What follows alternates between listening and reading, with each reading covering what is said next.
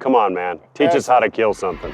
Next, Better. on a special episode of Survival Science. That's what you want. It's idiot-proof. There's no way to fail with this. Laura. Yeah. Nick and Laura are deep in the wilderness.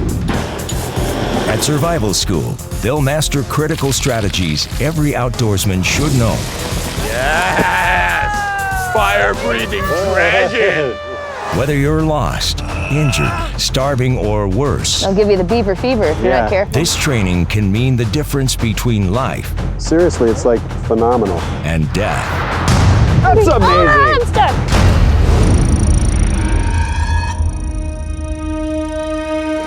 Hey everybody, welcome back to Survival Science. You know, Nick and I are all about breaking down life and death situations when it comes to spending time in the backcountry, and today we're pulling out all the stops. That's right. We're going into survival mode. And we're going to see what happens when you get lost in the wilderness and what you can do to survive. So we're up here in the mountains at the Survival Training School of California, and we're going out into the wilderness with nothing, not even your mascara. I'll leave it at home. But we will have an instructor. And he's going to teach us how to do things like purify water, find food, build a shelter, and maybe a little orienteering. So if we do get caught in the wilderness, we'll know exactly how to survive. You don't think we're going to have to eat any bugs today, do you? I hope so. Of course you would say that. Let's go. Thomas Coyne of the Survival Training School of California trains everyone from civilian outdoorsmen to elite military units. He's going to get Nick and Laura up to speed on his unique survival techniques. Thomas, you're going to kind of walk us through survival training, teach us what to do, how to survive. What are some of the things that we're going to do in your course? Well, right now we're going to get you ready for the most common survival situation, because that's what you're most likely to face in the outdoors. The most common killer in the outdoors is exposure. Each year, over 1,300 people die from exposure in the wilderness. The colder it gets, the harder it becomes for the body to maintain a consistent internal temperature. Lessons Nick and Laura learned the hard way. Oh my gosh! So first things first, in cold weather and high altitude like this, is we're going to need to create a microclimate. And a great way to do that is with a shelter. Building a simple shelter that protects you from the elements is the first step of survival training. Let's get building. Awesome. With that, Thomas demos the basics of building a life-saving shelter. About hip high? Hip height, Laura. Hip height? Her height No, or it's mine? like this. Thank you for having that. My right? height. Snuggle Well, in. the thing is, it's built to the person making it, so it's sized for you. The basic tripod frame provides a sturdy foundation. Walls sloping 45 degrees make the structure more stable in windy conditions. A few large sticks are leaned against the tripod for additional support. Medium-sized sticks are woven in between. Pine needles are gathered from the forest floor and piled onto the frame until there is no light leaking to the inside. They keep the heat in and cold out. A final layer of sticks holds the pine needle insulation in place. In just 30 minutes, it's almost complete. The last touch is a row of rocks to reflect heat from the campfire back towards the shelter. Lift with the back, not with the legs, right? Right. I'm bringing over baby rocks, but they'll go somewhere. We're not here to judge. Thank you. Teamwork makes the dream work, my friends. With the rocks in place, the shelter is ready. Doesn't look like much, but on closer examination, it could mean the difference between life and death in the biting cold. All right, so now that you have the system down and you see how to do it, let's see how you do without a survival instructor. We're gonna give you about 30 minutes, because in an emergency, time is not a luxury you're likely to have. So let's see who can make the better tripod shelter of the two. Wait. So you just said teamwork makes the dream work. Yeah, you're gonna team up with Mother Earth here and the nature. So it's you against me. Yeah, and there's no pink out here, so get to What? work. Yeah, I like this right around in here. It's got a little bit of cover up above, right? Yep. I think it looks good. So why don't you put yours kind of over there on that nice little flat spot, and I'll get kind of on this little spot here. I like your zoning rules. Yeah. All right, let the games begin. All right. The competition starts with a quintessential outdoor activity, gathering wood. Hey, leave some for the rest of us. Hey, you snooze, you lose. Is this stick not gonna work? I don't know, you It took has the to go lessons. this way. Okay, that's feeling pretty good.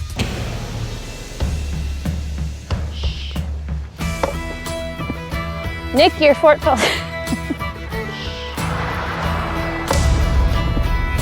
Nick, your fort fell down. It broke my stick. First things first, What happened? I'm getting warm. You're gonna collect all my pine needles for me, right, Nick? I'm gonna help you, yeah. Pine needles aren't just for insulation. They also make for a dry and comfortable mattress. We're gonna build some leaf number beds. What number do you like your bed set at? 23 and a half. All right. With a little assist from Nick, both shelters are complete with time to spare. Now they're ready for inspection.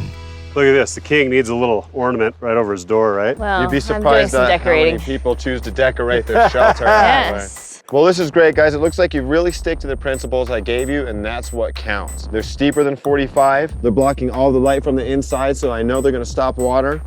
We have some really good reflector walls built up, appropriately spaced, and we stop the wind from blowing our cover off. So this is more than survivable throughout a night of cold. I've got one last question. As far as decorating, who won the decorating contest here? I'm a pine cone guy. Thank It's a you. little ornamental. You can have Go it. with the goat, you know what I mean? Yeah, I put a doorbell on mine too, just in case we get visitors. Laura and Nick have aced their first test of survival school. Next up, the quest for fire. Nick and Laura are at Thomas Coyne's Survival Training School, deep in the mountains near Big Bear, California. Their next challenge can be difficult for even the most experienced outdoorsman, making fire without a lighter or matches. What we're gonna do now is get a nice straight branch like this, and we're gonna spin it just as fast as we can to a much softer piece. And the friction that occurs there is gonna ignite the dust that it makes as it drills through, and we'll use that to get our fire started. Nick and Laura will be constructing a bow drill. The design is simple.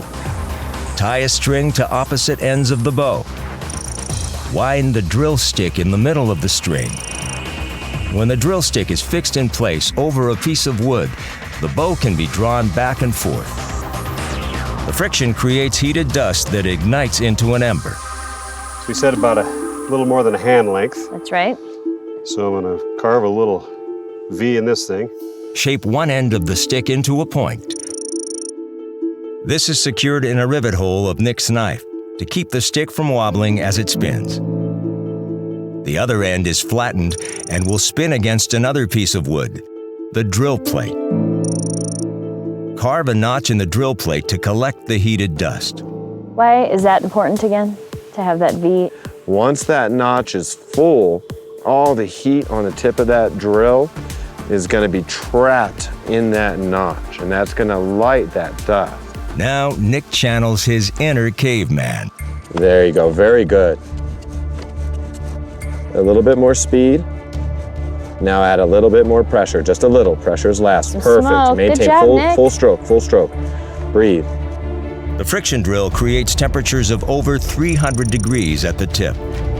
Plenty of heat to turn wood dust into an ember. A little faster. I'm gonna give you a countdown. 10. All you got, man. 9. Got 8, this, you got it, Nick. 7. 6. Stop. Blow on that gently. Blow on that gently. You already got it. You got it. Nick delicately transfers the heated dust to a bed of wispy kindling. Dried pine needles help stoke the embers into a larger flame. Yes, Watch flame. your clothes. Look at Yes. that, Nick. Yeah! Yes, use your convection. Don't let it go apart yet. Don't let it fall apart. We're not out of the danger zone yet. Finally, Nick carefully transfers the kindling to the campfire itself. Yes. Yes. Yes. Fire-breathing dragon. Who's got the hot dogs? Yeah, bring out the marshmallows. That was almost too easy. No, I can't believe. that's a Wow, delicate process. That's incredible. Nick Munt has created fire. All right, Thomas, well, we've got a good fire, so now what? All right, well, the next most critical skill after sheltering fire in this cold weather is getting some water. All right, let's do it. I'm thirsty. As any experienced outdoorsman knows, water can be plentiful, but if it hasn't been purified, it can be poisonous. The best way to purify water is to heat it. Then you're sure you've killed everything. We're going to show you how to boil water and anything that holds water. Maybe you have a Ziploc bag, empty sandwich bagging in your pocket, you got a hole in the ground, whatever. The first step is to heat up several small rocks in a campfire. Next, Thomas splits the end of a tree branch to fashion a simple pair of tongs. He uses these to retrieve the heated rocks from the flames. So just like with the bow and drill, we have to be very careful. Ooh. You can also get a facial. Look at that. Now I'm going to grab another rock so we can increase that temperature. 3 rocks is enough to bring the water to a boil. How long did the rocks sit in the fire before you moved them into the water? About half an hour right in the convective current. And so obviously the bag is tough enough to withstand boiling water. What's strange is these rocks are, they're getting to very high temperatures, but as long as you put them in the water first, it won't melt the bag. Now, if this rock touches the bag anywhere outside the water, it will instantly melt through the bag. Next, treacherous waters. You're going to be shooting it out of both ends and it won't be good. All right, so Nick and I are back at home base at survival school, and now we're going to purify some water, some creek water, as a matter of fact, with nothing but some hot rocks, a couple of sticks, and a freezer bag. Here's what we do. We've heated these rocks on here for a long time so they're good and hot. At sea level, the water needs to boil for a minute. But as you go up every 1,000 meters, you have to go another minute. So since we're up here around 7,000 feet, we're gonna go about 3 minutes, which should be about good, right? Enough to kill all that bacteria. Yes. Delicious. Nick wields the makeshift tongs like a pro. I eat a lot of sushi, so I should be pretty good at this. Come on. Count. Oh, yeah. You got it. All right. Okay. Watch this. That is very Now, hot. I'm gonna bring move out of this the over way. here. Careful. Listen to that sizzle. Perfect. Let's get another. A few more rocks bring the water to a rolling boil. So the most important thing is to get your water and make sure that you boil it for a proper amount of time, because those little protozoas are pretty tough little critters and they can live right through that. They'll give you the beaver fever if you're not careful. And if you get that, you're going to be shooting it out of both ends and it won't be good. The water may not look appetizing, but it's clean and ready to drink or use for cooking. In fact, Thomas has an old trail recipe that'll make good use of this batch. So what we've got here is our water that we boiled in the baggie here, and we're just adding flour to it. So now we're just gonna mix this up and make a nice little patty out of it, right? And slow cook it right on the coals. We're gonna slow cook it. You know what these are called, Nick, don't you? What? Ash cakes. No, I said ash cakes. Oh, okay. The white ash on the campfire coals prevents burning and cooks the cakes evenly. In just a few minutes, they're ready to eat. Prepare to be amazed. Prepare. To be amazed. That's good. That's amazinger than heck. Yeah. You don't have to fake it, do you? That No. legit tasty, isn't it? Wow. It's cheating a bit, but ash cakes are great with honey. Seriously, it's like phenomenal. Well, what if you need something a little meatier? Oh my God, we're like lost in Starving. the wilderness. We need food. Come to our rescue. Come on, man. Teach us how to kill something. Well, what I'm gonna do is I'm gonna show you the most simple, effective small game trap, which is the easiest to get out here in an emergency. And all you need is a couple sticks and a piece of string. You use a bootlace, a strip of bark off the willow tree, a strong blade of grass, what have you, okay? Okay. Thomas starts with a heavy rock, then trims 2 sticks and joins them together in a sort of lever. A string is attached and tied to a small stick that acts as the trap's release lever. Thomas shows the precarious process of setting the trap. Go ahead, release. I have to feel the balance point, so it has to be holding it. So now you'll see it's like a lever, see that? Sure. So now I wrap this stick around, see how it teed off, but I went under my string. I've seen a lot of manuals that'll show this over the string and they can catch. Now here, I would recommend if you're doing this at home to have a safety rock, because if this falls on my fingers, that sucks. Thomas carefully places a small stick to brace the latch and act as the spring for the trap. A piece of plastic is the bait. Now, which one of you guys said that stick won't hold? Look at that. Isn't that great? That's physics at work, awesome. double fist bump. The trap is ready. Laura will do the honors and spare the life of some hapless Southern California squirrel. Here come two squirrels that are going after the bait at the same time. One for Nick, one for me. Ready? That's amazing. Oh, I'm stuck. Oh! Oh! Awesome, man. Yeah. Very That's cool. All right. Dinner is see that? served.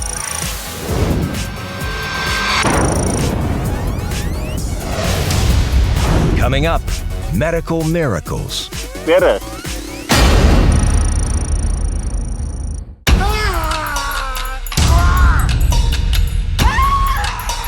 A survival emergency in the wilderness often begins with an injury.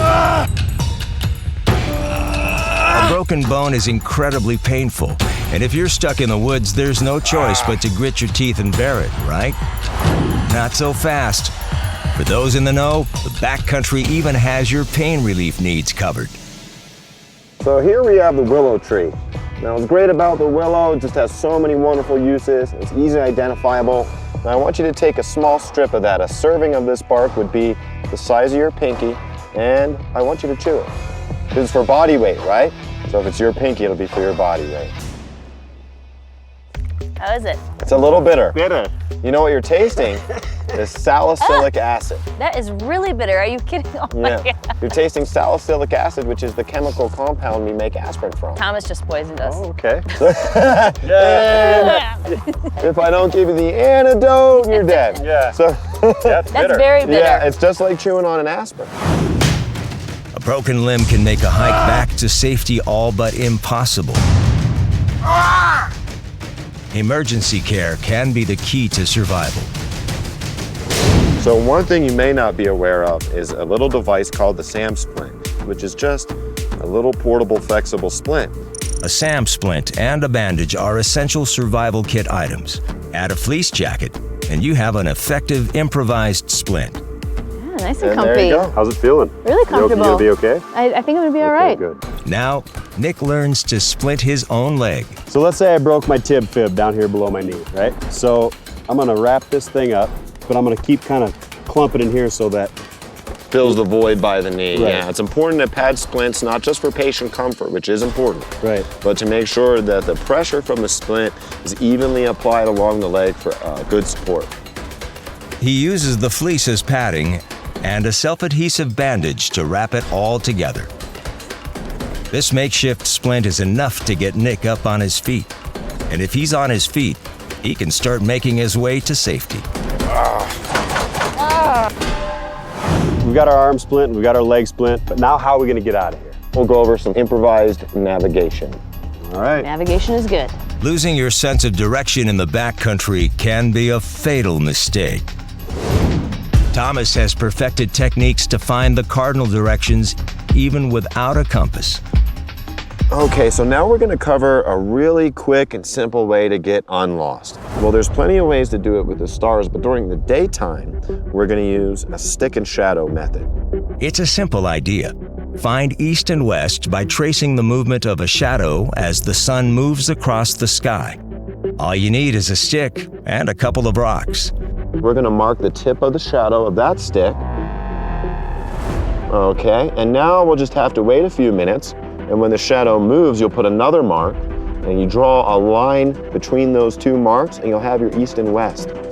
As the sun traverses the sky, the shadow moves along the east-west axis. Once you know east-west, you know north-south. So this is a really good way to find the direction.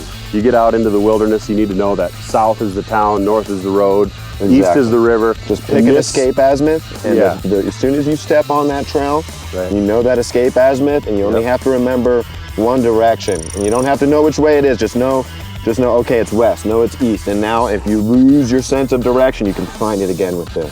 And if you can't find a stick in the woods, I can't help you. That's right. Now, one last tip. The essential items for your survival kit. A water purifier, first aid supplies, a multi-tool, an emergency light, and storm-proof matches. There's no way to put this out once it gets going, okay? And that's what you want, it's idiot-proof, right? Yep. There's no way to fail with Perfect, this. Laura. Now we Easy, combine Nick. that. Keep these in your pack and you'll be ready for anything. How do you think Nick and I did today in school? What grade would you give us? I gotta give you an A. And you know why? You guys dominated the bow drill and the shelters. Sweet. Well, I think it's safe to say we learned a lot here at Survival School. We learned how to make a fire with no tools. Yes! Build a really cool shelter. The king needs a little ornament right over his door, right? We also had a chance to purify water and taste some delicious ash cakes. No, I said ash cakes. Oh, okay. So when you go out into the wilderness, make sure you pack your survival kit because you just never know when you're going to get stranded. Always be prepared, Right. number one thing. Well, that wraps it up for this episode, so join us next time as we put nature to the test. On Survival Science. Nighty-night, Nick. Good night, Laura. Hope you don't snore. If I do, just put some pine cones in your ears. You'll be Okay. fine.